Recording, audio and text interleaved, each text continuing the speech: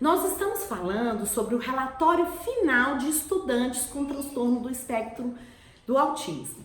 É importante no relatório você colocar o desempenho, o desenvolvimento do estudante na maioria das áreas que você trabalhou. Por exemplo, na área cognitiva, quais os conteúdos que você trabalhou de acordo com os conteúdos previstos para o estudante, quais os conteúdos trabalhados. Na área social, como é a comunicação desse estudante? Nós sabemos que uma das características dos estudantes com TEA é problemas na comunicação. Então, por exemplo, se o seu estudante tem problema na comunicação, o que você fez para minimizar? Ou como foi que você introduziu ou trabalhou com uma comunicação alternativa?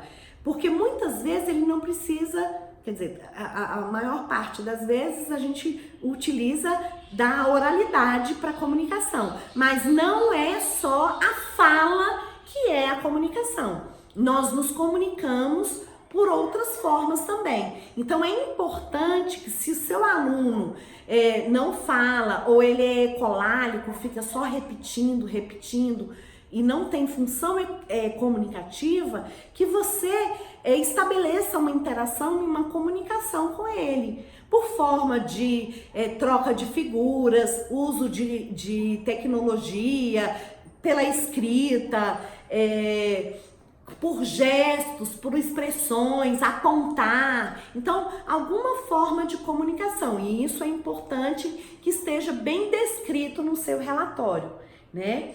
E quando o estudante apresenta algum problema, muitas pessoas falam, a gente vai falar só coisa boa. Não, às vezes o estudante tem alguma questão comportamental, mas é importante que você diga em que situação. Por exemplo, o que você não deve dizer? O estudante é agressivo. Não, ele não é agressivo, porque uma pessoa que é agressiva, ela é agressiva o tempo todo, indiscriminadamente. Então, você pode dizer, o estudante demonstra agressividade quando contrariado. Neste momento, o professor, a professora, leva ele para dar uma volta, pede o auxílio do monitor, do educador, do professor bidocente, que são condições também garantidas por lei. A lei do autismo, por exemplo, ela preconiza que, em caso de necessidade, o estudante pode ter um acompanhante especializado. Como a lei não determina exatamente quem é esse acompanhante, então, dependendo do município, do estado, da escola, pode ser um outro professor, pode ser um monitor, pode ser um educador social voluntário, pode ser um estudante de pedagogia, de psicologia ou de alguma graduação.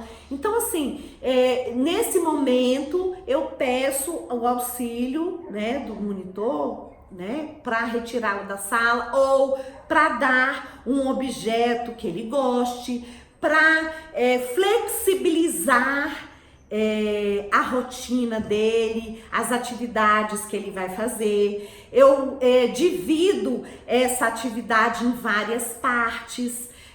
O estudante ele tem 5 recreios durante o período, que são coordenados por fichas. Então ele pega uma ficha, vai, dá uma volta. Não é aquele estudante, como eu sempre assim vejo muitas vezes nas escolas, né? Ele andando, perambulando pela escola sem objetivo. Não.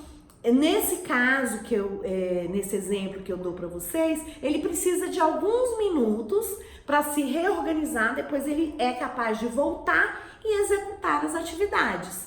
Daqui a pouco, daqui 20, 40 minutos, ele precisa novamente, então ele vai pegar a ficha do recreio, vai lá, toma sua água, volta, faz novamente um pouco. E aí, aos poucos, o professor vai reduzindo essa quantidade de intervalo. Mas tudo isso é de acordo com o que o estudante precisa. O foco sempre é a necessidade atual do estudante.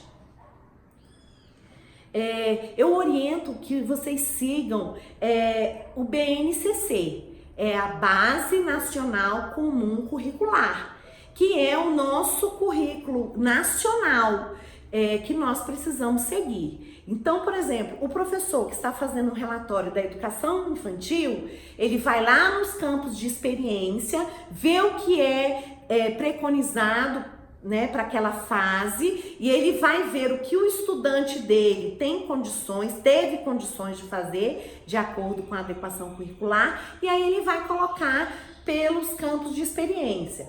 Se for do ensino fundamental e médio, pelas áreas de conhecimento, pelos componentes curriculares que estão estabelecidos ali na BNCC, né? Que são as linguagens, matemática, ciências da natureza, ciências humanas e sociais aplicadas.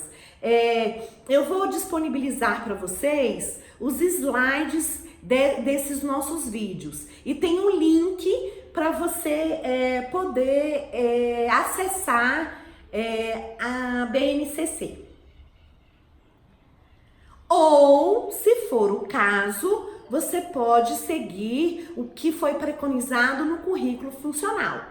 Então, se o seu estudante tem muitos desafios, se ele tem muitos comprometimentos, muitas vezes ele não vai poder seguir muitas coisas da BNCC. Mesmo assim, você precisa estudar com calma e detalhadamente o que você precisa oferecer, não é arrancar isso da vida do seu estudante. Mas, paralelo, junto a isso, o seu estudante ainda precisa do currículo funcional, ou seja, de atividades para a sua vida, para que ele se desenvolva da melhor forma, para que ele tenha uma vida no seu dia a dia com mais independência, que ele consiga, por exemplo, comer sozinho, fazer a sua higiene, consiga circular pela escola com mais independência. Então você pode selecionar objetivos do currículo funcional. Eu também vou deixar disponibilizado nos slides o link para você pegar o currículo funcional da Marise Suplino, tá? Então, se você não assistiu aos outros vídeos de relatório de final de ano dos estudantes com TEA, veja os outros vídeos, dê a sua contribuição, se você tiver sugestões, perguntas, dê o seu like, compartilhe e se você ainda não se inscreveu, se inscreva aqui no canal. Nós vamos ter mais outro vídeo sobre relatório.